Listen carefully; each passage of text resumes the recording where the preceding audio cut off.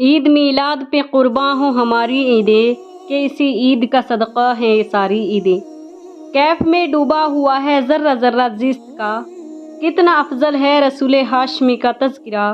محفلوں میں جب کبھی ہوتی ہیں باتیں خلد کی، ہم کیا کرتے ہیں طیبہ کی گلی کا تذکرہ۔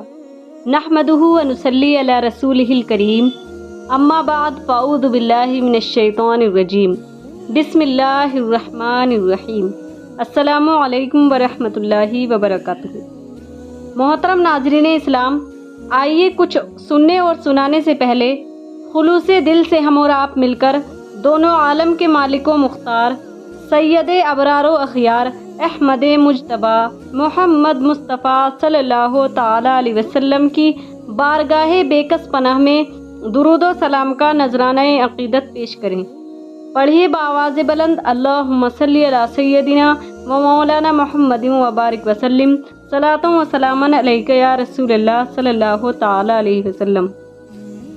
ہر درد کی دوا ہے صلی علی محمد، ہر درد کی دوا ہے صلی علی محمد، کیا نسخہ شفا ہے صلی علی محمد۔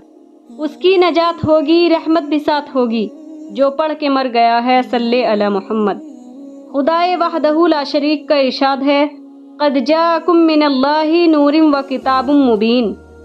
تحقیق کہ آ گیا تمہارے پاس اللہ کی جانب سے ایک نور اور ایک روشن کتاب۔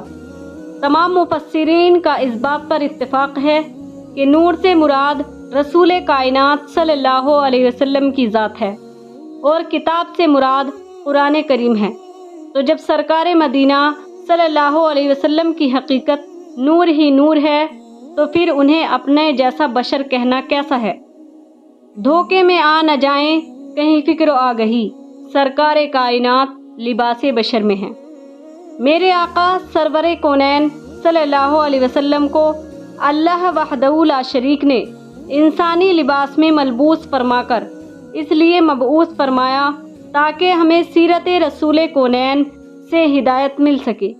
ہمارے آقا ہماری ہدایت فرمائیں، ہمیں سیدھا راستہ دکھائیں، بندوں کو رب کا پیغام سنائیں۔ نبی کے چلنے کو دیکھ کر ہمیں چلنا آ جائے، نبی کے کھانے پینے کو دیکھ کر ہمیں کھانے پینے کا سلیقہ آ جائے، نبی کی گفتگو اور کردار کو دیکھ کر ہمیں گفتگو کرنے کا ڈھنگ اور اسلامی کردار آ جائے، نبی کی عبادت کو دیکھ کر ہمیں عبادت کرنے کا طریقہ معلوم ہو جائے۔ لہذا کسی امتی کو یہ حق نہیں پہنچتا کہ ان کے انسانی اور ظاہری بشریت کو دیکھ کر اپنی طرح بشر کہہ دے۔ اب آپ کہیں گے کہ جب قرآن نے نبی کو بشر کہا ہے تو ہم کیوں نہ کہیں؟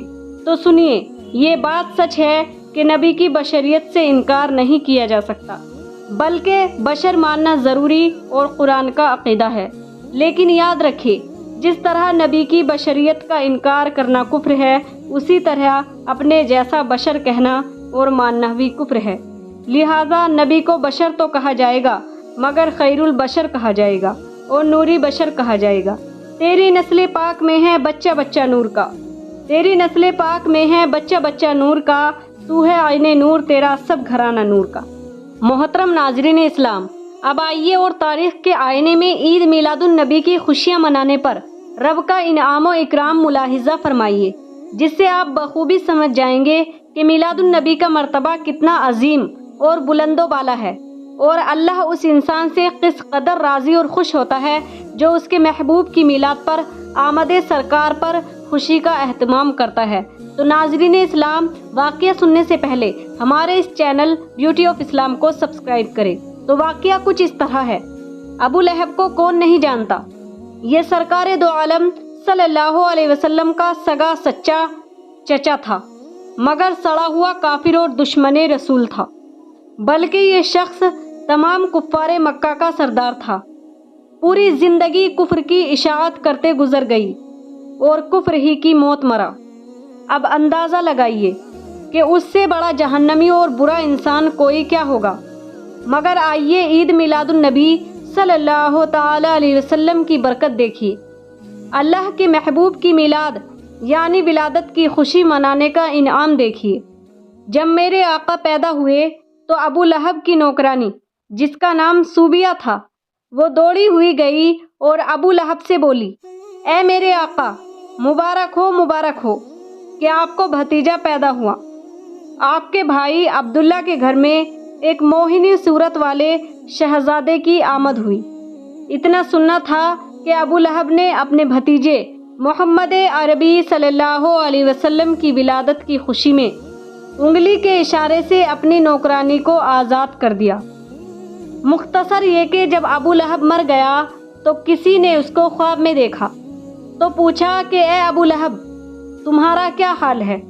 اس نے جواب دیا، اے میرے بھائی، میرا حال مت پوچھو، بہت ہی برا حال ہے، سخت عذاب الہی میں گرفتار ہوں، طرح طرح کے عذاب مجھ پر مسلط کر دیے گئے ہیں، مگر ایک بات ہے اور وہ یہ ہے کہ جب جب سوموار کا دن آتا ہے، جب جب پیر کا دن آتا ہے، جب جب میرے بھتیجے محمد عربی کی پیدائش کا دن آتا ہے تو میرے عذاب میں کمی کر دی جاتی ہے، اور جس انگلی کے اشارے سے میں نے محمد عربی صلی اللہ علیہ وسلم کے میلاد کی خوشی میں اپنی نوکرانی کو آزاد کیا تھا، اسی انگلی کے ذریعے مجھ کو سیراب کیا جاتا ہے، میری پیاس بجھائی جاتی ہے، اور یہ احسان مجھ پر صرف اس لیے کیا جاتا ہے کہ میں نے محمد عربی صلی اللہ تعالی علیہ وسلم کے میلاد کی خوشی منائی تھی۔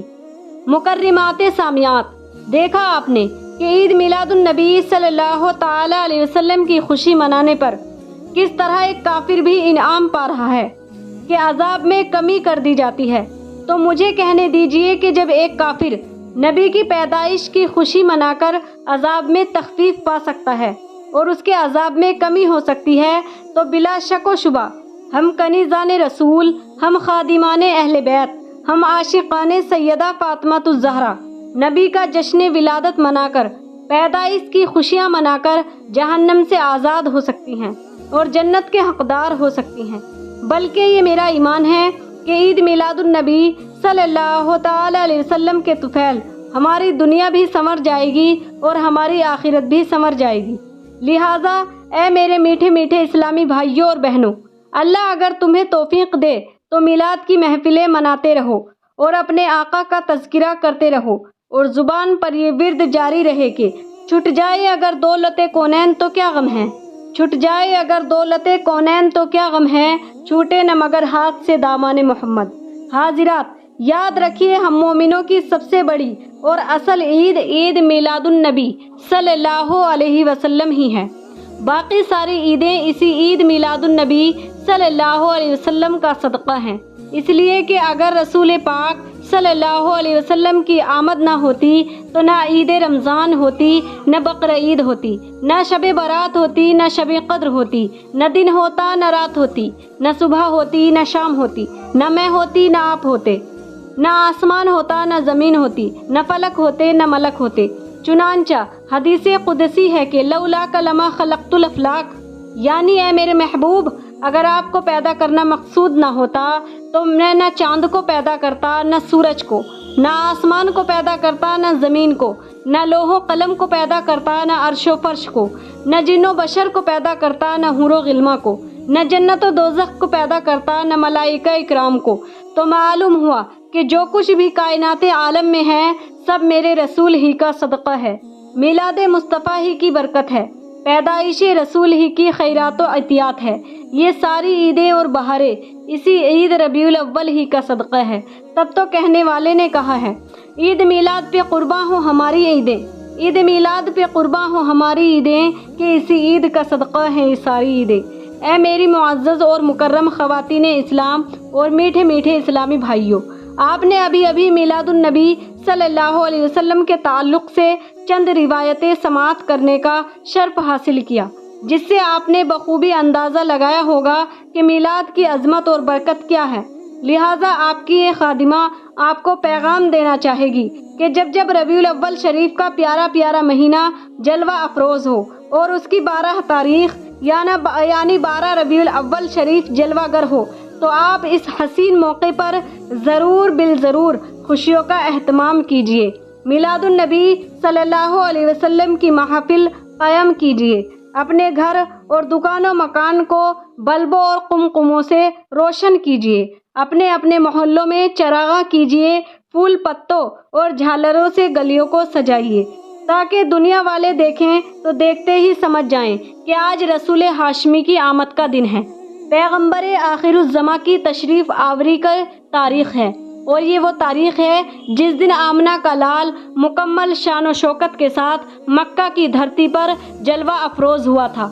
جس سہانی گھڑی چمکا طیبہ کا چاند، اس دل افروز سعد پہ لاکھوں سلام، مصطفیٰ جان رحمت پہ لاکھوں سلام، شمع بزم ہدایت پہ لاکھوں سلام۔ میری ماں اور بہنوں اور پیارے پیارے بھائیوں، یقین جانو اگر ہم نے اور آپ نے ایسا کیا تو بے شک ہم سے اللہ بھی راضی ہوگا اور رسول اللہ بھی راضی ہو جائیں گے، اور اللہ اس عمل خیر کی برکت سے ہماری خطاؤں کو معاف فرما کر جنت کا پروانہ عطا کر دے گا، کیونکہ اللہ تعالیٰ اپنے محبوب کی پیروی کرنے والے اور اپنے محبوب سے محبت کرنے والوں کو بخشش و نجات کا مژدہ سنا رہا ہے، جیسا کہ قرآن مجید میں موجود ہے۔ اسی لیے تو ہم عرض کرتے ہیں، بخش دے مجھ کو الہی بہر میلاد النبی، بخش دے مجھ کو الہی بہر میلاد النبی، نامہ اعمال اسیا سے میرا بھرپور ہے۔ السلام علیکم ورحمۃ اللہ وبرکاتہ۔